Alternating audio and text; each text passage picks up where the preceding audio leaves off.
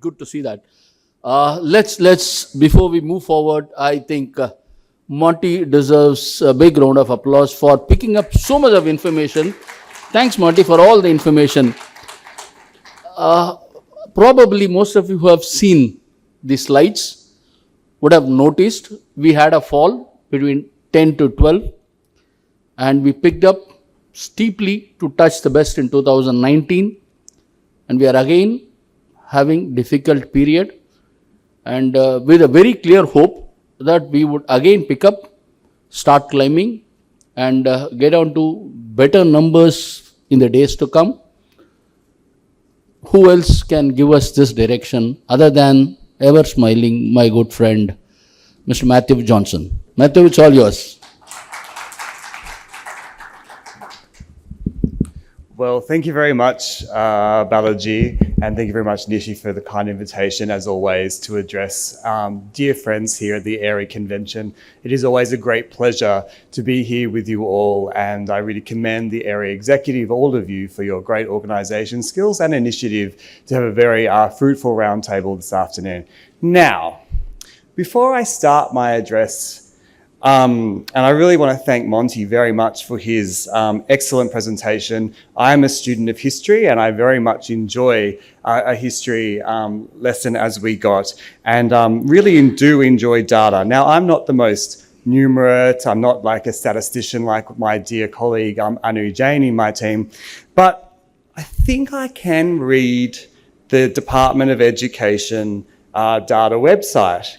And I can see here students, I can research here students studying in Australia by nationality, state, institution between 2005 and 2023. I can even do year to date. And this is not a special something that I have on my phone. This is publicly available data.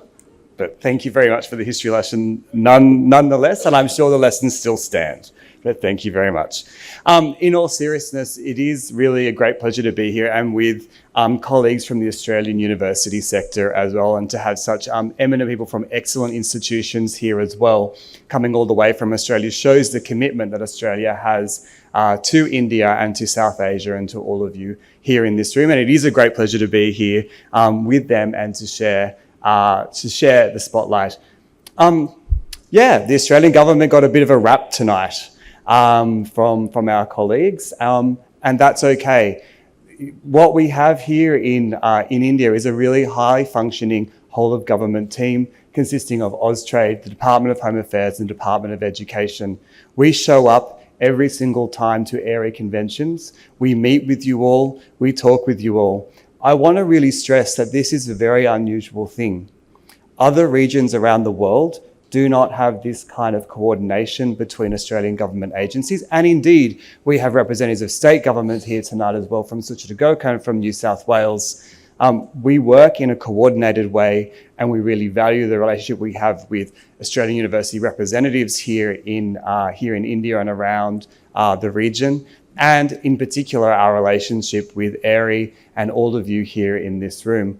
We do this because international education is important, and because Australia is deeply committed to South Asia, particularly India as well, in growing our international education relationship. Yes, that will involve mobility of students, hopefully increasingly two-way, but it also involves things such as Australian university campuses establishing here, universities such as those in this room doing a huge amount in research cooperation, establishing dual degrees under the NEP as well. International education is far more than just the movement of students. But I recognise that that's your core business. And I also recognise on behalf of the Australian government that there has been a lot of change this year. Monty so eloquently pointed it out, as did Mike and Ren as well in their presentations.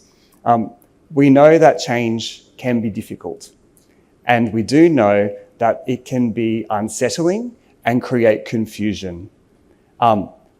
Monty is correct that in coming weeks, we hope that will be further clarification around the implementation of national planning levels for international students in Australia. I can assure you the clarity is coming, The Education Minister, Jason Clare, who has visited India on 2 occasions, and many of you got to meet him last year when he came, is very alert to and supportive of the international education sector. But he's also been very clear that the rate of growth and the integrity issues that we were seeing was not acceptable. The intention of the national planning levels policy change that the government is seeking to introduce and have passed in the Senate is about ensuring sustainable growth over time with a focus on quality and integrity. So Mike used those 3 words very, very well, and I think he's spot on in terms of what the focus of these policy changes will be.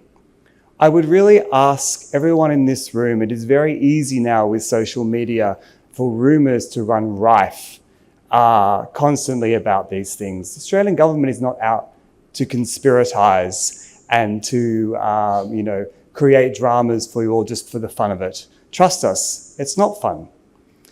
But what I would say is Australia is committed to international education. We continue to be a warm, welcoming destination. We are still, as you hear from me, every single convention, we are still the only country in the world with legislation that enshrines and protects international students, that provides a TPS, that has welfare and well-being at the heart of the legislation.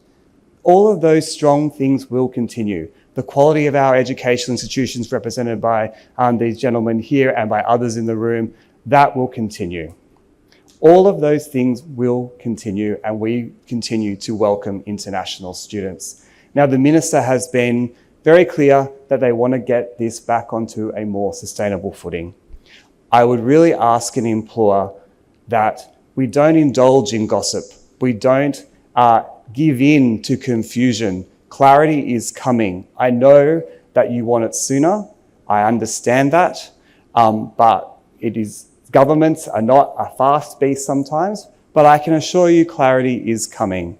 And once that clarity is there will be much more, it'll be transparent. Your universities will be aware of what it is they are working towards and the manner in which they will be doing that. And we can all move forward from there.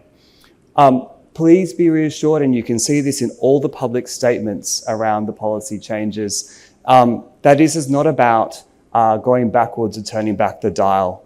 It's called managed growth. It's about putting some more sustainability back into the sector. So please, Australia is still a warm, open, welcoming place for international students.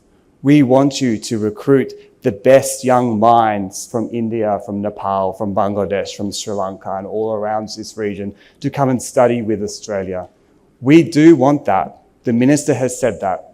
That will come, but it needs to come with a focus on quality, integrity, and sustainability, as Mike said earlier. So I get it, I hear it. We know it's challenging, but we are working to ensure that there is clarity very, very soon. And we hope that that will put the sector on a really strong footing and for us to be really able to grow a very high quality education relationship between Australia and South Asia.